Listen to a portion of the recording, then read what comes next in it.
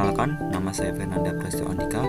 Saya berasal dari Universitas Bina Insan Lubuk Linggau dengan NIM 2302020066, Prodi Informatika, Fakultas Ilmu Teknik. Di video kali ini, saya akan menjelaskan bagaimana simulasi kinerja CPU dan memori pada sistem komputer yang saya miliki dengan beban kerja 80%. Untuk spesifikasi perangkat yang saya gunakan adalah sebagai berikut. Pada perangkat atau laptop yang saya gunakan, untuk CPU-nya menggunakan prosesor Intel Celeron N5100 dengan frekuensi 1,10 GHz, kemudian RAM 8 GB, storage SSD SDDQ NQD 512 GB, kemudian cache L1 256 KB, L2 1,5 MB, L3 4,0 MB. Oke, tidak perlu lama-lama, langsung saja saya akan jelaskan. Untuk yang pertama, di sini saya akan membuka text manager, yaitu dengan cara pada bagian text bar, teman-teman bisa klik kanan. Kemudian di sini terdapat dua pilihan, yaitu text manager dan text bar setting. Teman-teman bisa klik yang namanya text manager.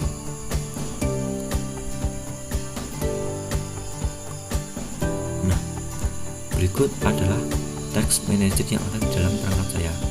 Untuk fungsi text manager ini adalah memantau dan mengelola proses serta mengontrol aplikasi yang sedang berjalan pada sistem operasi.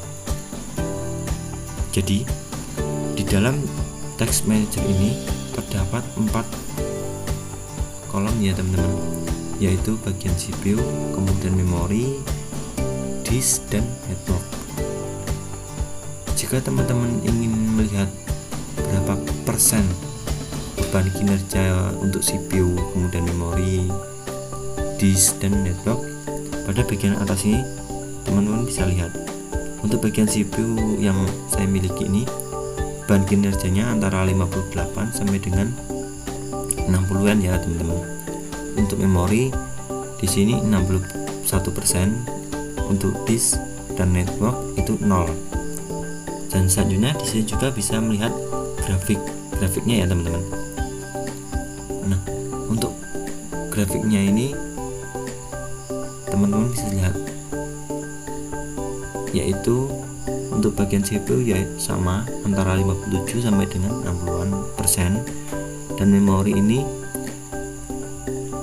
sekitar 60% ya, karena di sini tertulis 60%.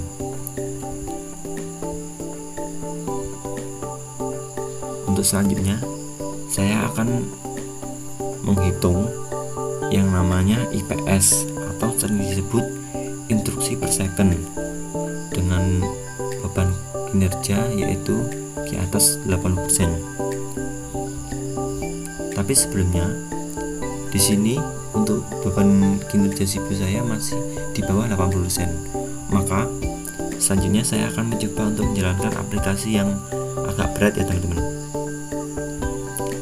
Bentar, saya akan mencoba menjalankannya ya.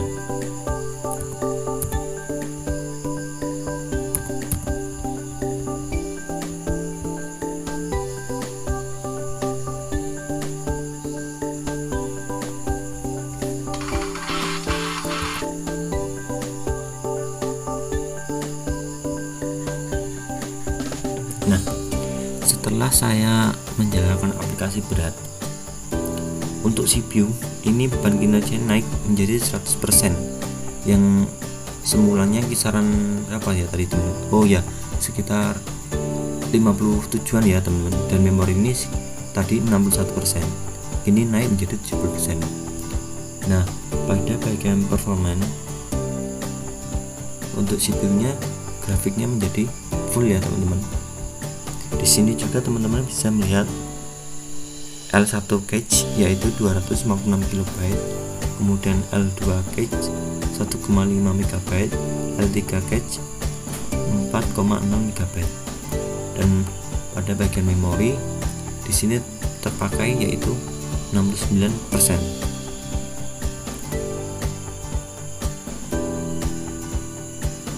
Selanjutnya saya akan menghitung IPS atau sering disebut instruksi per second untuk beban kinerja di atas 80% ya teman-teman. Untuk caranya sebagai berikut. Berikut adalah rumus untuk mencari instruksi per second atau sering disebut dengan IPS. Dengan rumus flux speed kita kalikan dengan IPC kemudian dikalikan dengan beban kerja.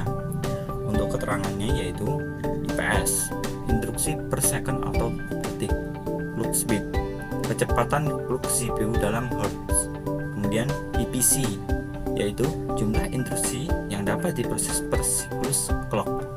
Kemudian beban kerja yaitu banyaknya instruksi yang diproses per siklus. Kemudian untuk penyelesaiannya yaitu sebelumnya pada perangkat saya itu memiliki frekuensi 1,10 GHz. Kemudian beban kerja yaitu 100%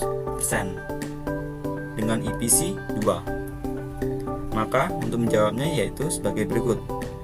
IPS 1,10 ini yaitu frekuensi, kemudian kita kalikan dengan 10 pangkat 9 artinya 1 miliar, kemudian kalikan dengan IPC yaitu 2 dan kita kalikan dengan beban kerja 100%. Tahap selanjutnya pada bagian beban kerja kita ubah menjadi bilangan desimal, maka 1,10 dikalikan dengan 10 pangkat 9 yang artinya 1 miliar, kemudian dikalikan dengan 2 dan dikalikan dengan 1,0, maka hasilnya yaitu 2 miliar 200 juta. Jadi jumlah instruksi yang dapat diproses CPU dalam 1 detik untuk beban kerja 100% pada perangkat saya adalah 2 miliar 200 juta. Nah, di sini saya juga ingin menjelaskan desain hierarki memory system yang terdiri dari CPU register, cache yaitu L1, L2 atau level 1, level 2, kemudian RAM, kemudian storage device dan input source. Nah, untuk pengertiannya yaitu pada CPU register adalah memori terkecil dan tercepat yang terletak di dalam CPU. Pada CPU register ini berfungsi untuk menyimpan data sementara yang diperlukan untuk operasi aritmatika dan logika, menyimpan alamat instruksi dan data yang sedang diproses, memungkinkan CPU untuk mengakses informasi dengan sangat cepat. Satu siklus CPU. Contoh dari CPU register adalah General Purpose Register atau register alamat dan register status. Selanjutnya cache. Cache adalah memori kecil yang terletak antara CPU dan RAM, dirancang untuk menyimpan salinan data yang sering diakses. Fungsi dari cache adalah mengurangi waktu akses data dengan menyimpan informasi yang sering dipakai oleh CPU. Untuk cache ini terdiri dari L1 cache, kemudian L2 cache. Untuk yang L1 cache artinya terintegrasi langsung dengan CPU, sangat cepat tetapi memiliki kapasitas kecil, biasanya beberapa kilobit. Namun untuk L2 cache yaitu lebih besar dari L1 tetapi sedikit lebih lambat, biasanya beberapa megabyte.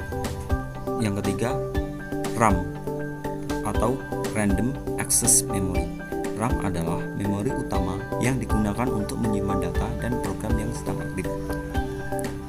Pada fungsi RAM ini yaitu menyediakan ruang penyimpanan sementara bagi aplikasi yang sedang berjalan saat ini, memungkinkan akses data secara acak sehingga CPU dapat membaca atau menulis data dengan cepat.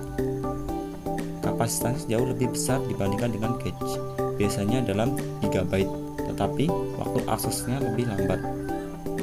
Tipe RAM ini terdapat beberapa jenis RAM, yaitu seperti DRAM atau Dynamic RAM dan SRAM atau Static RAM.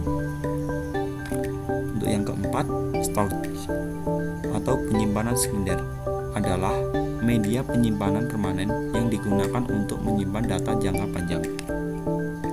Fungsi dari storage yaitu menyimpan sistem operasi, aplikasi, dan file pengguna secara permanen.